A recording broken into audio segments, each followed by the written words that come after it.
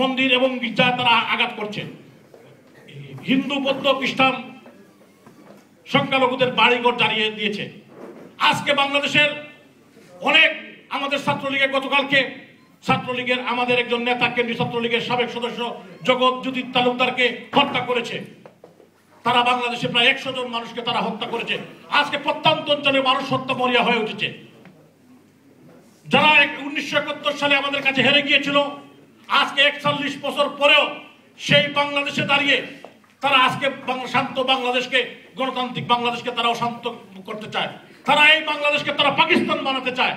এখানে যারা আপনারা দাঁড়িয়ে আছেন, আপনারা অনেকেই এখানে মুরব্বিয়ানরা আছেন যারা 1971 সালে আপনাদের সমস্ত টাকা দিয়ে বাংলাদেশের মুক্তিযুদ্ধকে তারা ত্বরান্বিত করেছিলেন।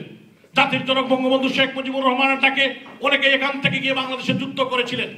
বাংলাদেশের সেদিন আমরা জিতে গিয়েছিলাম, বাংলাদেশ স্বাধীন হয়েছিল। বিশ্বের দরবারে জাতির জনক বঙ্গবন্ধু শেখ মুজিবুর রহমান একটি সুখী সমৃদ্ধশালী বাংলাদেশ গড়ার জন্য যখন কাজ শুরু করলেন, আমরা কি দেখতে পেলাম? 1975 সালের 15ই আগস্টে রাতের অন্ধকারে বঙ্গবন্ধুকে সপরিবারে হত্যা করে সেদিন তারা হুলি খেলা খেলেছিল। বঙ্গবন্ধুকে যারা হত্যা করেছিল তারা সেদিন বলেছিল যে আমরা বঙ্গবন্ধু শেখ মুজিবুর রহমানকে হত্যা করেছি সপরিবারে, কেউ পারলে কেউ কিছু করুক।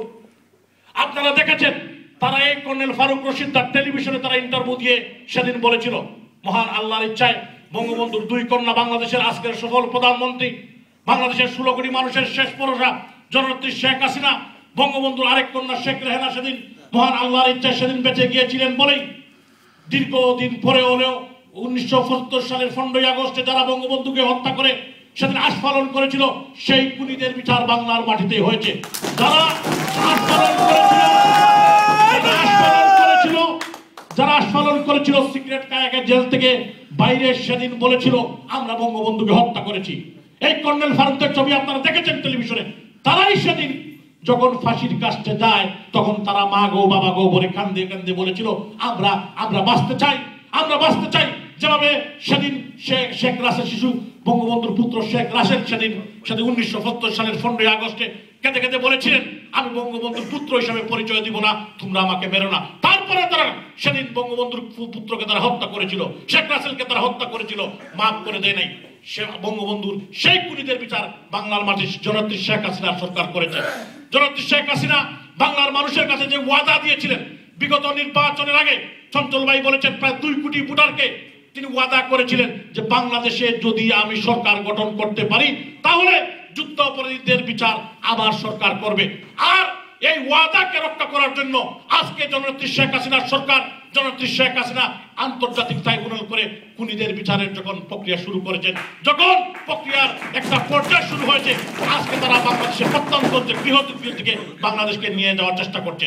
আমাদের সময় এসেছে মুক্তিযোদ্ধারা যারা, আমাদের মুরব্বিয়ানরা যারা, এখানে যারা যুবক বন্ধুরা আছেন, সবাই মিলে এই খুনিদের আমাদের রুখে দাঁড়াতে হবে। এই বাংলাদেশে যদিও আমরা বাংলাদেশে নাই, তারপরেও আমাদের যারা ভাই বিরাদর আত্মীয় স্বজন আছেন সবাইকে বলতে হবে এই খুনিদেরকে মোকাবিলা করার জন্য আমাদের যা আছে সবকিছু নিয়ে আমাদের প্রস্তুত থাকতে হবে এবং আমাদের মাতৃভূমিতে যাতে করে তারা পাকিস্তান না বানাতে পারে, আমাদের মাতৃভূমিকে বাংলাদেশে যাতে মুক্তিযুদ্ধের বিপক্ষে নিয়ে যেতে না পারে সেজন্য আমাদের সজাগ থাকতে হবে এবং এদেশেও আমাদের কাজ করতে হবে।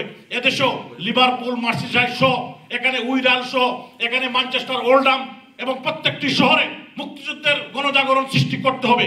আমরা গতকালকেও আমরা রেড ব্রিজ এলাকায় প্রবাসী ভাই বোনেরা এবং শিশু বিদ্যা সবাই মিলে একটি গণজাগরণ মঞ্চ করেছিলেন। আমরা সেখানে গিয়েছিলাম, চঞ্চল ভাই সেখানে ছিলেন।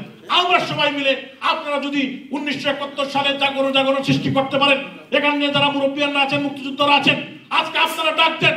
আমরা যারা যুবক, যারা 1971 সালে মুক্তিযুদ্ধে অংশগ্রহণ করতে পারি নাই, আমরা আজকে যুবক, আমরা এই যুদ্ধে আমরা যোগদান করব এবং এই খুনিদেরকে আবারও আমরা পরাজিত করব। আপনাদের সবাইকে আগামী দিনের সংগ্রামে আহ্বান জানিয়ে এই লিভারপুল মার্সিসাইড আওয়ামী লীগের আজকের সম্মেলন, এই সম্মেলনে একটি নতুন কমিটি হবে।